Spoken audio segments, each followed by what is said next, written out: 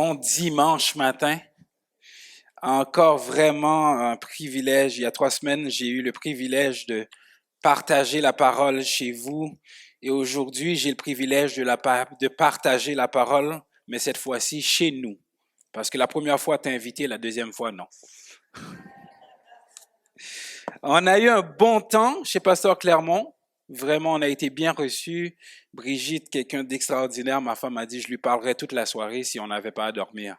Donc, on a eu un temps béni, béni, béni. Écoute, ce matin, vraiment, vraiment, je ne tarderai pas longtemps parce qu'on a eu un baptême, on a eu des chants plus courts, donc on va passer directement à la parole. Donc, ce matin, ce que j'ai pour vous, comme Pasteur Clermont vous l'a dit, un sujet qui m'anime dans la Bible, c'est l'amour. L'amour de Dieu. L'amour de Dieu face à l'humanité, c'est quelque chose qui, à première vue, peut être complètement incompréhensible. Donc, ce matin, on va voir une prédication. On va voir premièrement, je vais faire 3 points. Les présupposés de l'amour de Dieu, ce qu'on en pense, nos clichés. Comment sommes-nous aimés de Dieu?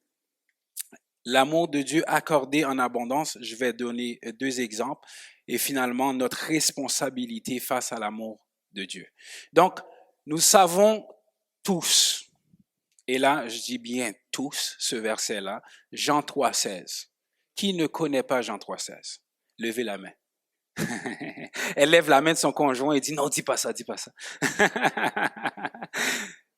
Car Dieu a tant aimé le monde qu'il a donné son Fils unique afin que quiconque croit en lui ne périsse point. Mais car Dieu a tant aimé le monde. Et on prend ce petit texte dans ce verset et des fois on le déforme à notre façon, on le met dans notre sauce et on le fait à notre manière en disant, peu importe ce que je fais, peu importe le péché de ma vie, peu importe la façon que je vis, Dieu m'aime. Et je pense pas. Je pense pas qu'on ne puisse prendre ce petit bout de verset et faire de cette phrase, car Dieu a tant aimé le monde, une doctrine pour dire que peu importe la façon que je vis, Dieu m'aime. On va tourner dans Jude. De toute façon, Jude, c'est juste un chapitre. Pas besoin de vous dire Jude 1 ou 2, c'est juste un chapitre. Donc, on va lire les 2 premiers versets. Je vais lire pour vous le premier verset dans Jude.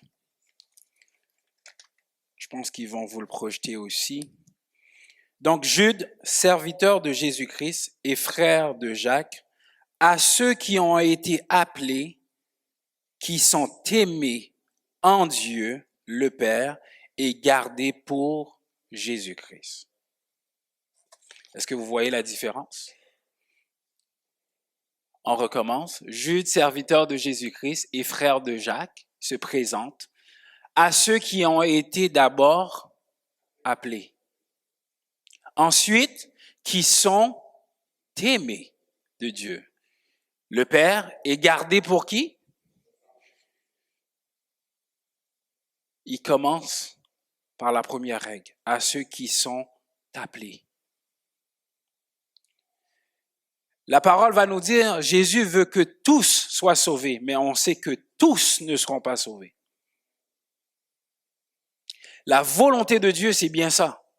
Il aime sa création. Il aime tout ce qu'il a fait. Et si vous vous rappelez dans la Genèse, tout ce qu'il dit et tout ce qu'il fait, il dit, et cela était bon.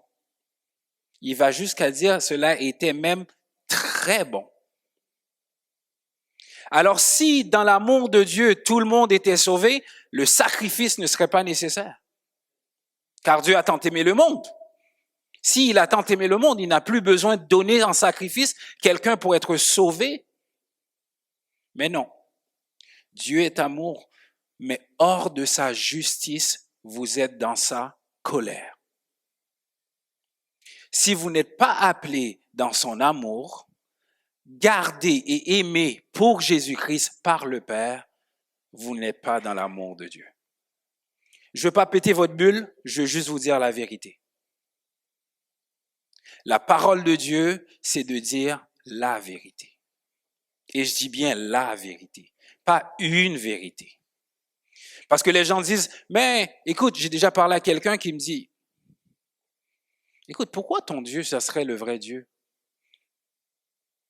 Pourquoi ça serait lui? Pourquoi ça serait pas le mien? Pourquoi ça serait pas un autre? Il dit, de toute façon, il n'y a pas une seule vérité. Il n'y a pas d'absolu. Je lui dis, répète ce que tu viens de dire. Il me dit, il n'y a pas une vérité. Il ne peut pas avoir d'absolu. Je lui dis, en disant qu'il n'y a pas d'absolu, tu viens de faire un absolu. C'est qu'il n'y en a pas d'absolu. Donc, ça ne marche pas. Donc, oui, il y a un absolu. Et on va le voir. Donc, nos présupposés, pour certains, sont, peu importe ce que je fais, Dieu ne peut pas m'aimer plus, il ne peut pas m'aimer moins. Parce que Dieu est amour. Ça a du sens qu'on entend ça.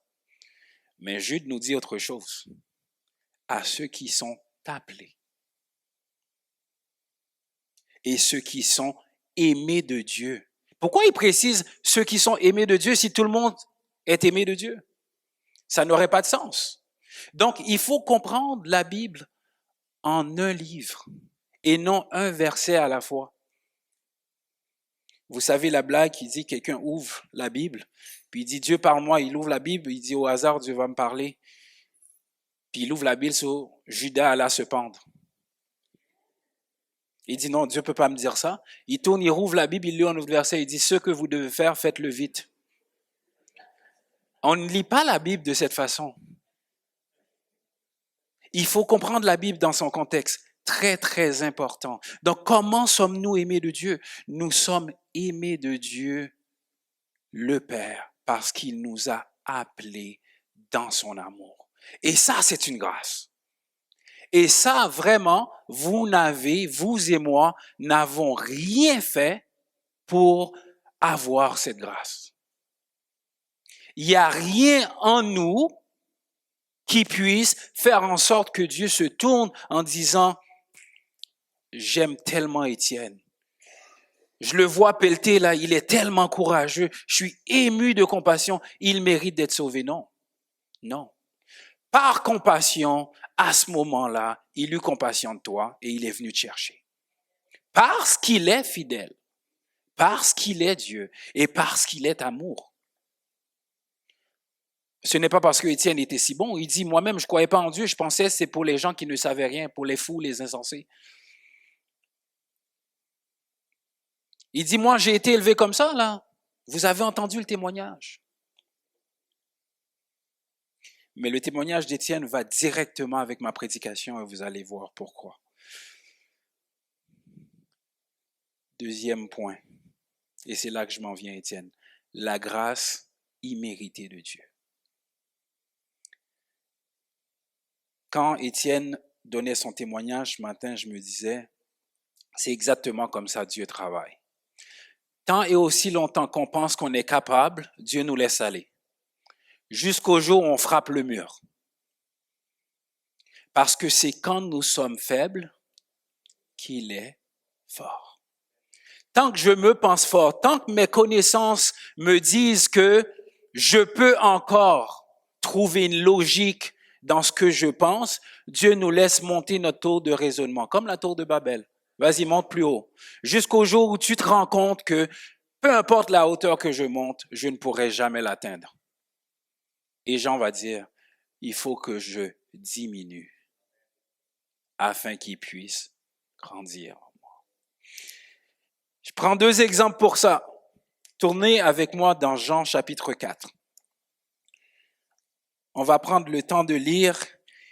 Et Étienne et Élodie, vous allez voir un peu comment votre témoignage m'a touché. Ce que Dieu fait avec vous, c'est formidable. Et ce que Dieu fait dans son Église, en passant dans toute génération, Pasteur Clermont, Dieu ne cesse de travailler. Ésaïe va nous dire, sa main n'est pas trop courte, ni ses oreilles trop dures pour nous entendre. Donc, ma génération qui pense savoir des choses et qui pense logiquement peuvent expliquer Dieu, ils vont frapper tôt ou tard le mur. Et ils vont, comme Étienne, comme Élodie, s'effondrer la tête première en disant, Seigneur, sauve-moi. Là, on a l'histoire que vous connaissez encore tous. Il ne lève pas sa main, il connaît l'histoire, d'accord? De la femme samaritaine. Donc, dans Jean chapitre 4. Le Seigneur sut que les pharisiens avaient appris qu'il faisait et baptisait plus de disciples que Jean. Toutefois, Jésus ne baptisait pas lui-même, c'était ses disciples. Alors il quitta la Judée et retourna en Galilée. Comme il fallait qu'il passât par la Samarie, il arriva dans une ville de Samarie nommée Sychar ou Sichar, près d'un champ que Jacob avait donné à Joseph, son fils. Là se trouvait le puits de Jacob. Jésus, fatigué du voyage, était assis au bord du puits. C'était environ la 6e heure. Une femme de Samarie vint puiser de l'eau. Jésus lui dit, « Donne-moi à boire. » Car ses disciples étaient allés à la ville pour acheter des vivres. La femme samaritaine lui dit, « Comment toi, qui es juif, me demandes-tu à boire, à moi qui suis une femme samaritaine? » Les Juifs, en effet, n'ont pas de relation avec les Samaritains.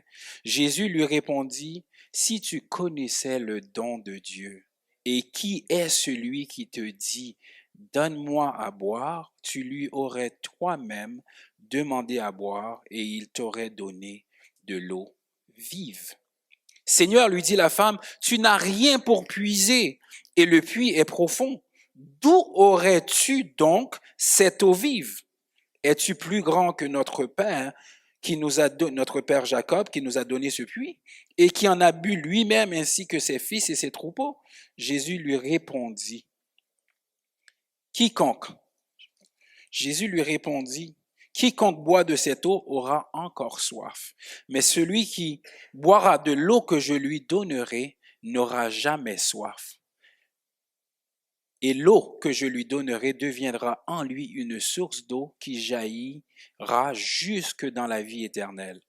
La femme lui dit, Seigneur, donne-moi de cette eau afin que je n'aie plus soif et que je ne vienne plus puiser ici. Va, lui dit Jésus, appelle ton mari et viens ici. La femme répondit, je n'ai point de mari. Jésus lui dit, tu as raison de dire je n'ai point de mari, car tu en as eu 5, et celui que tu as maintenant n'est pas ton mari. En cela tu dis vrai. Seigneur, lui dit la femme, je vois que tu es prophète. On s'arrête là pour l'instant.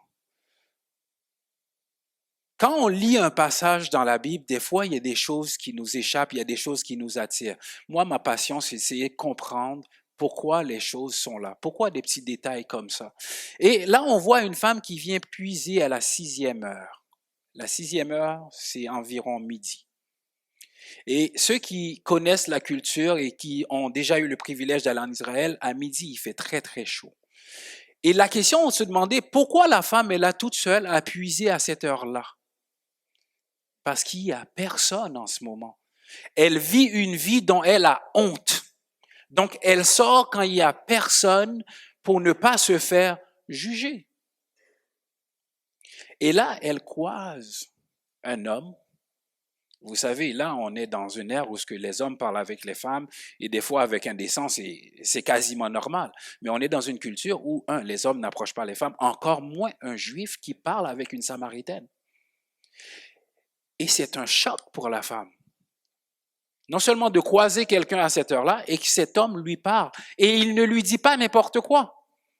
Il va lui dire, donne-moi à boire. Donne-moi à boire. La femme aurait pu simplement quitter le puits et partir ou lui donner à boire et rien faire. Mais elle va lui poser une question.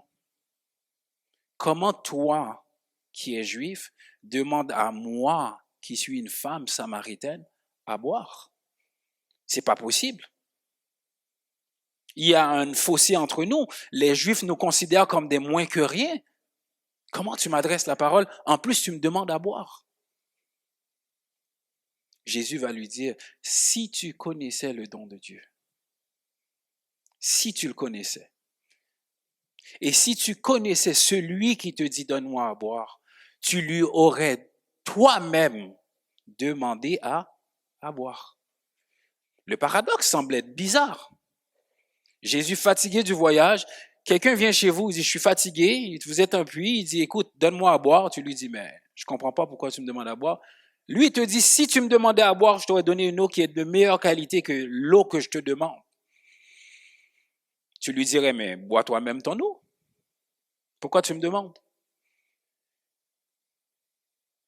Et quand Jésus va lui dire ça, Jésus parle à son cœur. Il parle à son cœur. Il sait qu'est-ce qu'elle vit en ce moment. Il connaît le contexte. Il sait à qui il parle. Contrairement à nous, quand on rencontre quelqu'un, on fait connaissance. Mais Dieu connaît le cœur de la femme qui est en face de lui. Et il va lui dire, la femme va lui dire, donne-moi de cette eau afin que je ne revienne plus puiser ici. Je ne veux plus avoir honte. Je ne veux plus sortir à midi. Je ne veux plus me cacher des gens. Ma vie est une honte. Je veux rester enfermé dans mon trou. Donne-moi une eau que je n'ai plus à sortir. Et Jésus veut jamais régler la surface de notre problème. Il veut aller au fond du problème. Il veut travailler dans nos cœurs. Et c'est là que ton témoignage me touche. Il ne veut pas la surface, il ne veut pas ton intellect, il veut ton cœur. Lui, il sait comment tu vis. Il sait qu'est-ce qu'il y a profondément dans ta vie que peut-être personne ne sait. Jésus aurait pu lui dire, parfait, je t'offre de cette eau et va en paix, comme il l'a déjà dit. Il a déjà guéri plein de gens sur place. Et pourquoi il va lui dire, va chercher ton mari et reviens. Et il va dire à Jésus, elle va dire à Jésus, je n'ai pas de mari. Jésus va dire, tu as eu 5 maris. Et celui avec qui tu es en concubinage aujourd'hui, là, c'est pas ton mari, tu as raison. En cela, tu dis vrai. Et la femme va pas dire à Jésus, hey, tu t'es renseigné sur moi. Tu es rentré dans mon village, puis t'es parti faire du commérage. Non, il va dire, je vois que tu es prophète. En d'autres mots, ce que tu viens de me dire, tu n'aurais pas pu le savoir à moins que tu sois un prophète. Le péché qui est dans ma vie en ce moment, ce qui est dans ma tête et dans mon cœur, si tu me révèles ça, c'est que tu es de Dieu. Et elle reconnaît qu'elle a affaire en ce moment à un prophète. C'est une belle étape. Elle reconnaît que la personne devant elle est plus grand que elle. Et là, si vous lisez le texte, il va dire, Seigneur lui dit, la femme, je vois que tu es prophète. Nos pères ont adoré sur cette montagne et vous dites, vous que le lieu, il faut adorer est à Jérusalem. Et Jésus va lui faire toute une leçon en lui disant, c'est pas sous cette montagne et tout, mais on s'arrête pas là-dessus. Mais ce que je veux m'arrêter, c'est quand la femme va lui dire, au verset 25, si vous voulez projeter, s'il vous plaît, la femme lui dit, je sais que le Messie doit venir. Elle sait qu'elle est en face d'un prophète. Elle dit, je vois, je constate que tu es prophète. Mais plus loin, elle va dire, la femme va lui dire, je sais que le Messie doit venir. Celui qu'on appelle le Christ. Quand il sera venu, il nous annoncera toutes choses. Il y en a un, elle le sait que ça doit arriver. Et tous ceux les témoins de Jéhovah et tous ceux qui me disent Jésus n'est pas le Messie, je leur dis, lisez le verset 25 et la suite, le verset 26. Qu'est-ce que Jésus lui répondit? Verset 26. Jésus lui dit, je le suis, moi qui te parle. Comment on peut contester que Jésus n'est pas le Messie dans la Bible? Je dis, mais attends, c'est une folie. Lui-même le dit à la femme samaritaine. Et quand les gens me disent, mais ta religion, ton Jésus, c'est un misogyne, je leur dis, mais vous avez jamais ouvert la Bible. Vous avez que des présupposés. Il est venu au monde par une femme. C'est son choix. Il a été élevé par une femme. À la croix, il parle de sa mère. Il en prend soin. Quand il est ressuscité, il se révèle à des femmes. Il prend l'Église comme épouse. Il révèle son côté messianique à une femme. Mais il n'y a pas de Dieu misogyne dans la Bible. C'est un Dieu qui élève la femme en premier plan. On veut accuser Jésus de toutes sortes de choses qu'il n'est pas. Dieu aime la femme et lui donne une place prépondérante dans son royaume. Et il dit à la femme, je le suis, moi qui te parle. Je suis le Messie. Voilà l'eau de vie. Quiconque me boit, quiconque s'abreuve de ma parole, a de l'eau qui l'amène et qui jaillit jusqu'à la vie éternelle. Première grâce imméritée. La femme ne mérite pas ce salut. Et qu'est-ce que la femme va faire?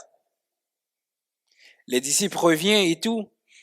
Et la femme va dire, j'ai trouvé un homme qui m'a dit tout ce que j'ai fait.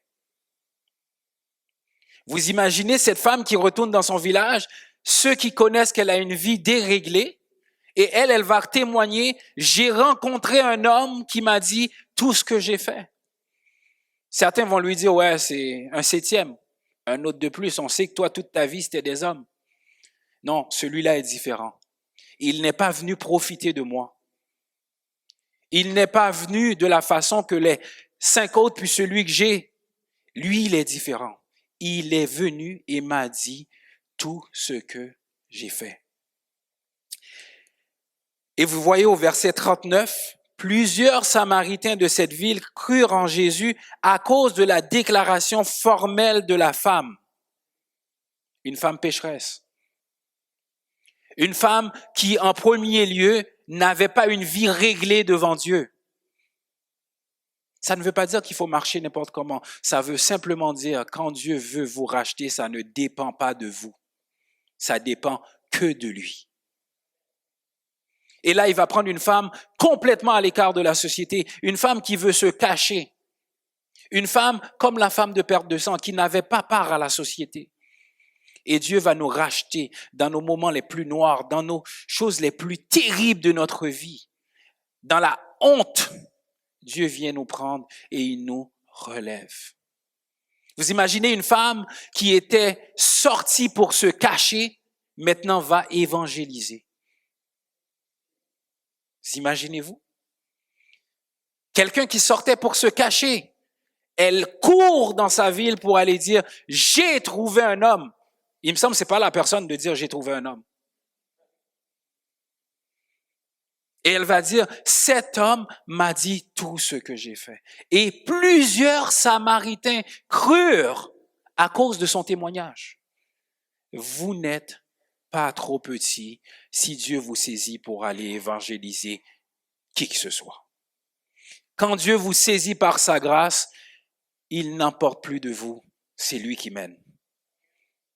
Et la femme a le courage maintenant. Elle met sa honte, sa gêne, sa vie mauvaise derrière elle et elle va témoigner qu'il y a un Jésus, qu'il y a un Messie qui sauve. Et plusieurs Samaritains crurent.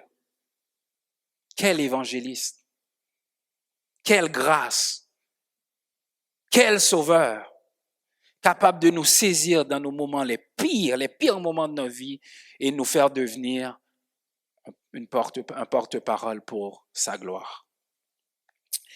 Et plus loin, il va dire aussi quand les Samaritains vinrent le trouver, Jésus, ils prièrent à Jésus de rester avec eux. Jésus resta là 2 jours.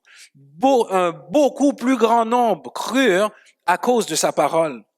Et il disait à la femme, ce n'est plus à cause de ce que tu nous as dit que nous croyons, car nous l'avons entendu nous-mêmes et nous savons qu'il est vraiment le Sauveur du monde. Quel message de grâce! Quel message de grâce! De voir un Dieu qui va prendre les pires de la société et les élever au rang de frères de Jésus, de témoins fidèles, des gens, des évangélistes hors pair. Être évangéliste, c'est pas compliqué, c'est pas d'aller parler de ce que j'ai fait, mais de ce que Jésus a fait pour moi et ce qu'il peut faire pour vous. Tout de suite, on tourne dans Jean 5 et on va voir une autre grâce imméritée. Jean 5. Après cela, il y eut une fête des Juifs et Jésus monta à Jérusalem. Or, à Jérusalem, près de la porte des brebis, il y avait une piscine qui s'appelait en hébreu Bethesda. et qui a 5 portiques. Sous ces portiques étaient couchés un grand nombre des malades, des aveugles, des boiteux, des paralytiques,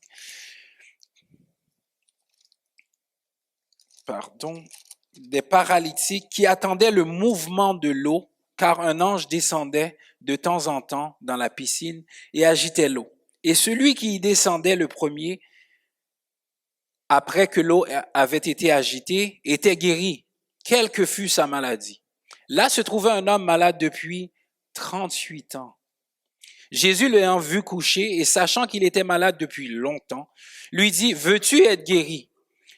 Le malade lui répondit, « Seigneur, je n'ai personne pour me jeter dans la piscine quand l'eau est agitée, et pendant que j'y vais, un autre descend avant moi. » Jésus va lui dire, « Lève-toi, lève-toi, lui dit Jésus.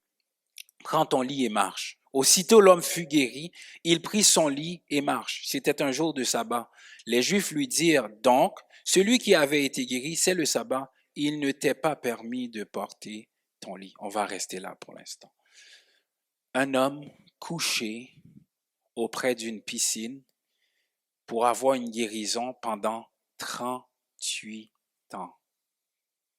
Vous imaginez coucher pendant 38 ans?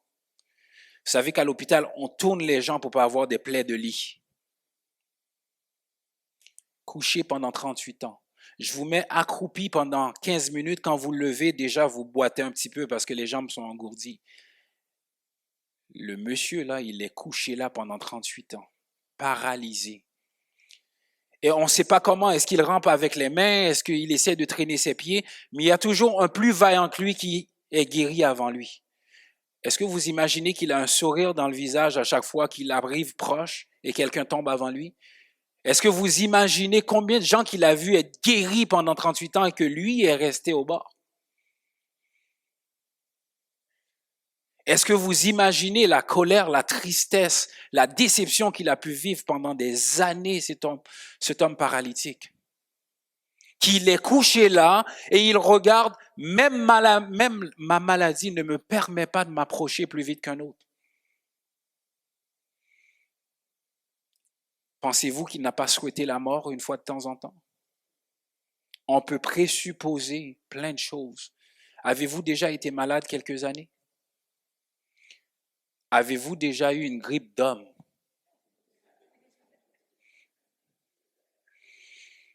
Ça n'a rien à voir avec une maladie de 38 ans, hein? Mais juste les hommes peuvent comprendre celle-là. C'est terrible. On dit que c'est aussi difficile qu'un accouchement, mais je ne veux pas rentrer là-dedans. Malade pendant 38 ans. Et encore une fois, je vous répète, des textes dans la Bible, ça me passionne. Jésus vient de lui dire, veux-tu être guéri? Il me semble c'est simple, je suis couché là pendant 38 ans, tu me poses la question, est-ce que tu me niaises? Ça fait 38 ans, je suis là, à côté de la piscine. Le but de la piscine, c'est que je saute dedans et que je sois guéri. Toi, tu arrives, tu me demandes, est-ce que je vais être guéri? Non, non, je suis venu prendre un café puis de bain. C'est sûr que je vais être guéri. C'est pour ça que je suis là.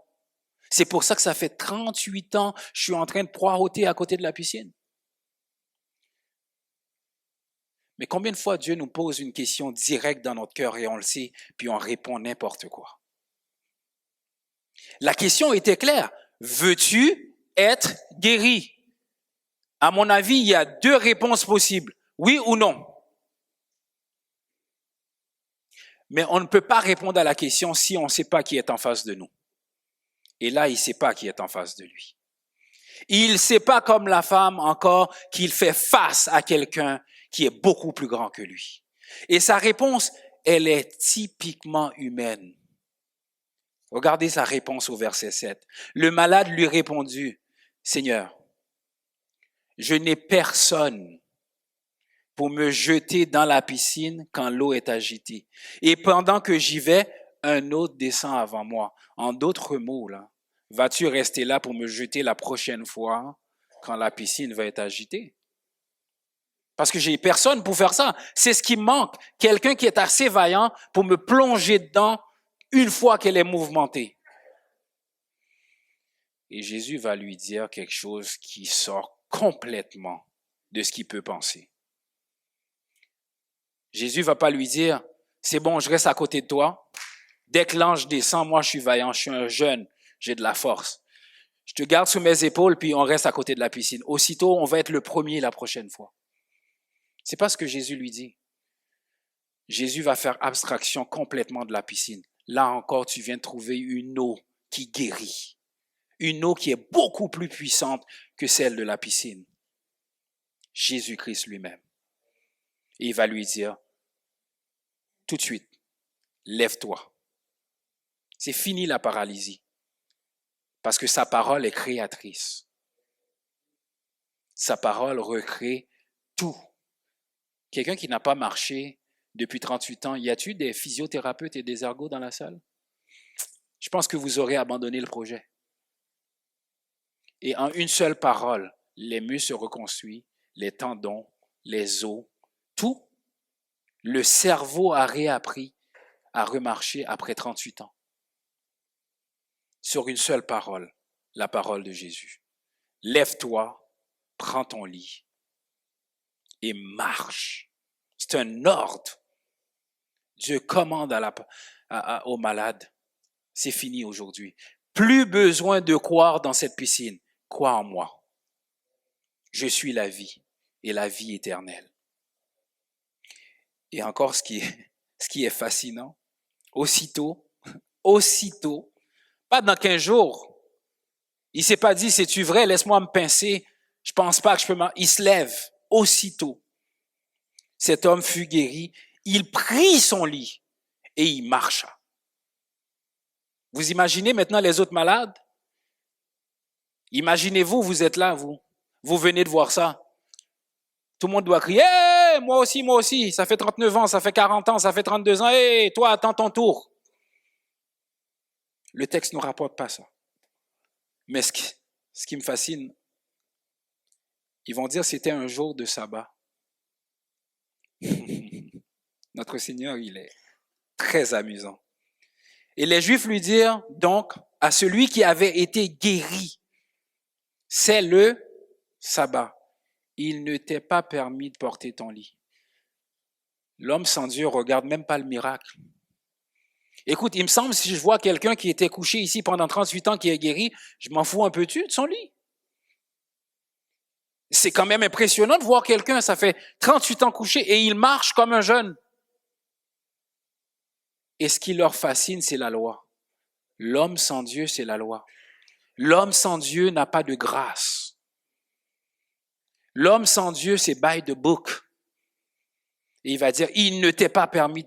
Au contraire, il va dire, gloire à Dieu, il marche. Gloire à Dieu, il est guéri. Non. Déjà, il lui donne un avertissement. Il ne t'est pas permis de prendre ton lit. Et la réponse du malade est quand même fascinante. Il leur répondit, celui qui m'a guéri, il m'a dit, prends ton lit et marche.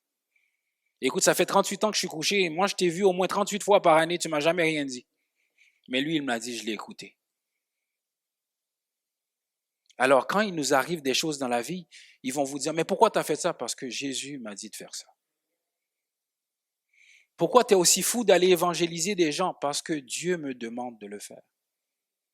Il ne t'est pas permis de parler de Dieu, mais Dieu m'a dit, parle de moi. Qu'est-ce que tu veux qu'il m'arrive de pire que de rester couché pendant 38 ans? Que tu me donnes une sanction? Non, je suis guéri, je suis libéré. La grâce imméritée. Il ne méritait pas. On ne méritait pas d'être ici ce matin. On ne mérite pas d'être sauvé. Il nous sauve par pure grâce. On retourne dans Jude en conclusion. On va sûrement dire, comme on a commencé, Dieu m'aime. Et on voit que il faut demeurer dans l'amour de Dieu. On voit que Dieu nous demande à ceux qu'il a appelés, il les a aimés. Au verset 20, il va dire, pour vous, bien-aimés, vous édifiant vous-même sur votre sainte foi. S'édifier. notre responsabilité face à l'amour de Dieu. Ce n'est pas l'inaction, l'inactivité. On n'a pas une grande inertie, s'asseoir et ne rien faire. On doit s'édifier. Édifier, ça veut dire construire. On monte un édifice. Il faut se construire. Il faut s'encourager les uns les autres. S'édifier nous-mêmes par notre sainte foi en priant par le Saint-Esprit. Maintenant, si on n'avait rien à faire, ce verset n'aurait aucun sens. Maintenez-vous dans l'amour de Dieu. Je dois me maintenir dans l'amour de Dieu. Et comment? En attendant la miséricorde de notre Seigneur Jésus-Christ pour la vie éternelle, reprenez les uns ceux qui contestent, sauvez-en d'autres en les arrachant du feu. Et pour d'autres encore, ayez une pitié mêlée de crainte, haïssant jusqu'à la tunique souillée de la chair. Il y a une façon de marcher devant Dieu. Je ne vous presse pas un évangile, faites ce que vous voulez, vous êtes quand même sauvés. Je crois au salut éternel, mais je crois aussi que ta vie démontre si tu as été sauvé ou non. Si vous vivez dans le péché, posez-vous des questions. Est-ce que vous êtes réellement sauvé? Et Jacques va dire, oui, tu as la foi. Oui, je crois, mais montre-moi tes œuvres. C'est pas que tes œuvres vont me dire si tu es sauvé, mais tes œuvres vont me montrer en qui tu as cru. Tes œuvres vont vraiment me montrer si tu marches avec le vrai Seigneur. Maintenons-nous dans la foi, édifions-nous, encourageons-nous, visitons-nous les uns les autres, prions chacun pour les autres, nourrissez ceux qui n'en ont pas, donnez à ceux qui sont faibles, priez pour les malades, visitez les prisonniers. C'est ça la vraie religion. Maintenant, sondez-vous vous-même. Sondez-vous vous-même. Mais dans les deux cas qu'on vient de lire de grâce imméritée, vous voyez que Dieu connaît nos cœurs. Il connaît nos souffrances. Il connaît nos faiblesses. Et il veut nous donner dans son amour et par son amour à ceux qui sont appelés une grâce éternelle. Une eau qui va jaillir jusqu'à la vie éternelle, que la mort même ne peut pas enlever. Ce matin, j'aimerais finir en vous disant comme David, Seigneur, regarde si je suis sur une mauvaise voie. Regarde, Seigneur. Regarde comment je marche. Est-ce que je suis sur une mauvaise voie? Si c'est le cas, conduis-moi dans la voie de l'éternité. Conduis-moi sur la bonne voie. Prions ensemble. Seigneur, merci pour ta parole, merci pour ton amour, merci pour le bienfait que tu nous donnes de te connaître, Seigneur.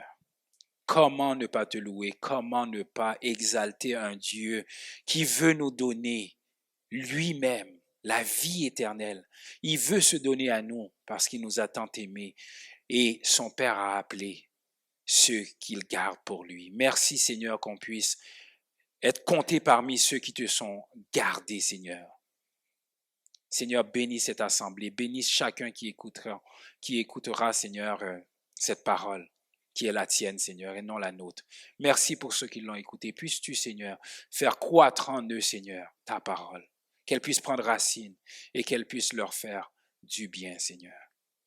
Bénis ceux qui sont malades, bénis ceux qui sont attristés, ceux qui vivent des moments de tristesse en ce moment. Seigneur, dis-leur, Seigneur, que toi, tu donnes la joie. Et ta joie, elle est parfaite. N'ayons pas peur de venir à toi, parce que Seigneur, tu sauves, et tu sauves gratuitement, car ton Fils Jésus a donné sa vie, afin que nous ayons une vie éternelle en abondance de grâce, d'amour et de richesse éternelle. Merci de bénir le pasteur et sa famille, et tous les pasteurs qui sont ici, leur famille, et chacun des membres qui se donnent, Seigneur, dans cette assemblée, Père. Te prions dans le nom de Jésus. Amen.